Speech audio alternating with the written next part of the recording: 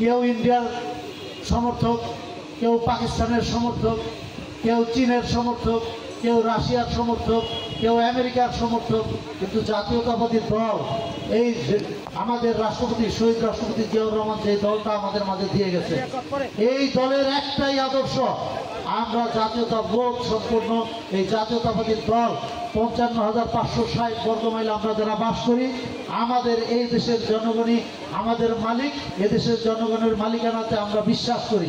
আমরা এদেশের বাইরে আমাদের কোনো প্রভু নাই, এদেশের বাইরে আমাদের বন্ধু থাকতে পারে, আমাদের কোনো প্রভু এদেশের বাইরে নাই। আপনাদের মনে রাখতে হবে, আমরা পালালে, আমরা এই গ্রাম ছেড়ে আরেক গ্রামে পালিয়েছি, আমরা আমাদের ঘরে থাকতে পারিনি পুলিশের অত্যাচারে, এই উপজেলায় থাকতে পারিনি, আমরা আরেক উপজেলায় গিয়ে থেকেছি, আমরা এক বাড়িতে থাকতে পারিনি আরেক বাড়িতে গিয়ে ঘুমিয়েছি, আমরা জঙ্গলে গিয়ে ঘুমিয়েছি, আমরা নদীতে নৌকায় গিয়ে ঘুমিয়েছি, এরকম আমরা দিন পার করেছি। কিন্তু আজকে দেখেন আওয়ামী লীগ একটা দল, তারা বলে তারা বাঙালি জাতীয়তাবাদে বিশ্বাসী, বাঙালি জাতীয়তাবাদকে কলকাতায় গিয়ে ঠেক নিয়েছে, তারা আজকে কলকাতায় গিয়ে ঠেক নিয়েছে, তারা বাংলাদেশি না, তারা ইন্ডিয়ার ভালোবাসাকে ইন্ডিয়াকে বিশ্বাস করে।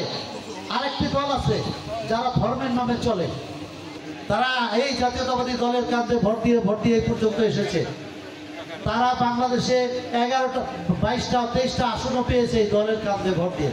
তারা মনে করে কি তারা বিশাল বৃহৎ দল, তাদের দলের এখনো হেড অফিস ওই পাকিস্তানে। কিন্তু সূচনা বক্তব্যে আমার সব কিছুই বলে দিয়েছি, আমাকে ফিনিশিং বক্তব্য রাখতে হবে। এই যে আপনাদের কষ্ট দিচ্ছি, সেই সকাল থেকে সুদূর আপনারা ইউনিয়ন থেকে এসেছেন, ওয়ার্ড থেকে এসেছেন আমাদের আগামী দিনের কর্মসূচি জানার জন্য, এই গরমকে উপেক্ষা করে বসে আছেন। আমি জানি, আমি নিচে বসেছি, আপনাদের কি কষ্ট হচ্ছে আমি জানি, তাই জন্য আমি অনেক দুঃখিত যেই কষ্ট করে আপনাদেরকে বসিয়ে রেখেছি। শুধু দলের প্রয়োজনে, আপনারা দলকে ভালোবাসেন, আমরাও দলকে ভালোবাসি, আমাদের নেতা জনাব তারেক রহমান আপনাদেরকে ভালোবাসে। এই ভালোবাসাকে সংমিশ্রণ করার জন্য আজকে আমরা এখানে এই কষ্ট করে আপনাদেরকে বসিয়ে রেখেছি। আমি নিজেও বসে আছি, আপনাদের কথা শুনেছি, কারো মনের দুঃখের কথা আছে, কারো ভালোবাসার কথা আছে, কারো শ্রমের কথা আছে, কে কতটুকু দীর্ঘ 17 বছরে কতটুকু নির্যাতিত হয়েছেন, কতটুকু আনন্দিত হয়েছেন। আপনারা বিভিন্নভাবে কষ্ট করে দলকে ধরে রেখেছেন। সত্যি কথা বলতে আমি কাউখালীর প্রতি অনেক আগে থেকেই অনেক সন্তুষ্ট। এই কারণে আমি একবার কাউখালীতে একটা প্রোগ্রামে, আমাদের রোড মার্চ প্রোগ্রাম ছিল, কাউখালী পর্যন্ত এই পিরোজপুর পর্যন্ত রোড মার্চ প্রোগ্রাম ছিল এই গত সরকারের আমলে। সেই প্রোগ্রামে আমি অগ্রবর্তী টিমেরও একজন ছিলাম এবং পরের দিনের টিমেও ছিলাম। আমি আগের দিন এসে দেখে গেছি আমাদের মঞ্চ, আমি তখনই শুনে গেছি এই গভর্নমেন্টের শহরে গেলে আমাদেরকে ঢুকতে দেবে না। কিন্তু এই কাউখালীর লোক এই প্রতীক্ষা, তখন তো কাউখালী তো এরকম বাধা ছিল, তারপরেও কাউখালীর লোক তাদের ঝুঁকি নিয়ে তারা এখানে এই প্রোগ্রাম করেছে। আমাদের প্রোগ্রামটা পটুয়াখালী হওয়ার কথা ছিল, পটুয়াখালীর লোক সেখানে নিতে সাহস করেনি, কিন্তু কাউখালীর জনগণ ওই দিন আমাদেরকে এখানে এনে আমাদের সমাবেশ করিয়েছে।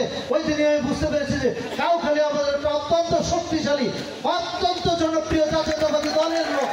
এই কাউখালীতে আপনারা আছেন বিধায় এই জাতীয়তাবাদী দল গর্ব করতে পারি আমরা। আপনাদের এই গর্ব মানে পরিশ্রম, এই শ্রম, আপনাদের এই বিশ্বাস, আপনারা যতটুকু কষ্ট করেন, এই দলকে যতটুকু ভালোবাসেন, এই ভালোবাসাটাকে ধরে রাখতে হবে।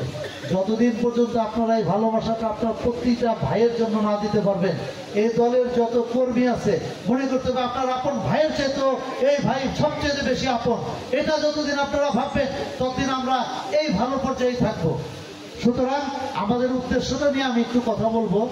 আমরা এখানে আজকে যে সমাবেশটা করতেছি, আজকে যে কর্মী সভাটা করতেছি, এটার আসল কারণ হচ্ছে সারা বাংলাদেশে আমাদের জাতীয়তাবাদী দলের সম্মেলনের কার্যক্রম চলতেছে। আমরা ওয়ার্ড থেকে শুরু করে একদম জেলা পর্যায়ে আপাতত আমাদের কর্মসূচি ঘোষণা করা।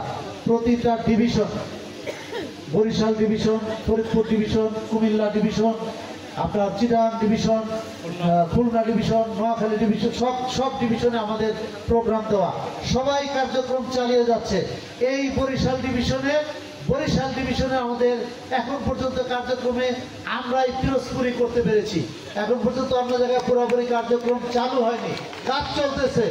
কাগজ কলমের কাজ চলতেছে, কিন্তু এই যে সমাবেশ, আমি ইতিমধ্যেই আজকের এই কর্মী সভা নিয়ে আমি 6টা কর্মী সভা, আপনাদের 11টা ইউনিটের ভিতরে ইতিমধ্যেই 6টা ইউনিটের কর্মী সভা আজকে সম্পন্ন হলো।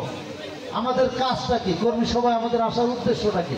সেটা হলো আমরা ওয়ার্ড লেভেল থেকে মানে কাউন্সিলর তৈরি করব, সেই কাউন্সিলরদের ভোটে ওয়ার্ড কমিটি করব, সেই ওয়ার্ড কমিটির পূর্ণাঙ্গ করব, সেই পূর্ণাঙ্গ কমিটির ভোটে আমরা ইউনিয়ন কমিটি করব, ইউনিয়ন কমিটি পূর্ণাঙ্গ করব, সেই ইউনিয়ন কমিটির ভোটে আমরা উপজেলা কমিটি করব, উপজেলা কমিটি পূর্ণাঙ্গ করার পরে সেই কমিটির ভোটে আমরা জেলা কমিটি করব।